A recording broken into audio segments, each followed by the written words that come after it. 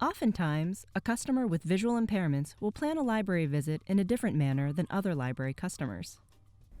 Well, because I know I'm going to need assistance when I go to the library, a lot of times I will call ahead and see whether or not there's going to be someone to assist me. I will tell them what it is that I'm planning on doing and how much assistance I'm going to be needing.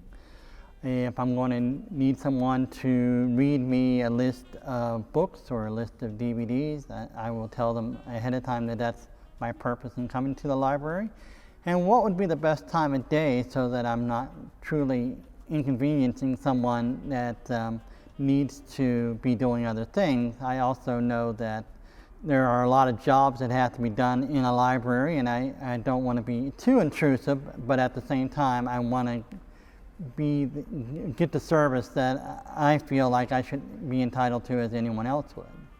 Whether planned in advance or not, the goal of an interaction with a customer with a visual impairment is exactly the same as with any other customer. Excellent service. I expect the same amount of service that any other individual would receive going into the library or any other facility of that nature. There is no special vocabulary that needs to be used with a person who has a visual impairment. As with other customers, respect and a good intention are all that are needed. A lot of times in the blind community, we use the same expressions as everyone else does. We'll say watch or view or let's go there or something like that. If a library staffer says, let's move over here, and either I'm either holding their arm or using my cane, then when they say move over here, I know basically the cue that I'm getting is, come with me. I'm not particularly offended or misguided by the word that they use when they say come over here. I know what the true intention is, and as I said, we tend to use that same vernacular. Many people with visual impairments will use a cane.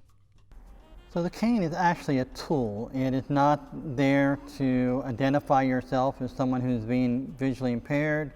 It's not there to give you any type of balance or stability. The cane actually has a purpose of interacting with the environment so that I can navigate in an appropriate manner. The cane needs to touch walls, chairs, and other objects so that I can orientate myself to the room and so that I know which way I need to turn or move. It can also show me a clear path if I'm using my cane properly. As I'm sweeping it in front of me, it should be just enough to let me know that the space in front of me is clear. And it also gives me cues whenever I'm walking downstairs or upstairs. It lets me know by sliding it along the edge, I can see how much space I have to walk. So the cane is a vital tool, and it's constantly giving me feedback that I then utilize in my navigation. It takes a great deal of training for a person to learn how to use their cane. Kids in school settings get orientation to what they call mobility training. If you lose your vision later in life, then the Department of Rehabilitation Services or other agencies who work with individuals that have a visual loss will assign O&M training to individuals so that they can at least get a general idea of how to move about their house, about their street, and in their community. There may be times when a person needs a little more mobility assistance. If it's a crowded environment, or it can be a place where the acoustics are not particularly great, it's all right to ask if they need assistance and would you like to take my elbow. If an individual doesn't feel comfortable taking your elbow, they may say, I'll just follow you, just keep talking so that I know where you are, or something like that.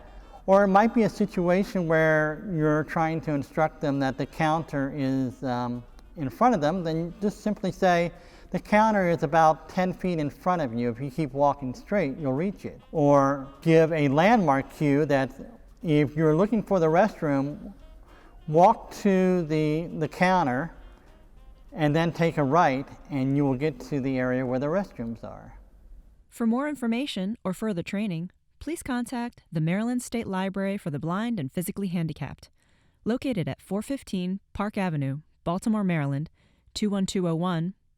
Give us a call at 410-230-2443. Email us at reference.desk@maryland.gov or visit our website, lbph.maryland.gov.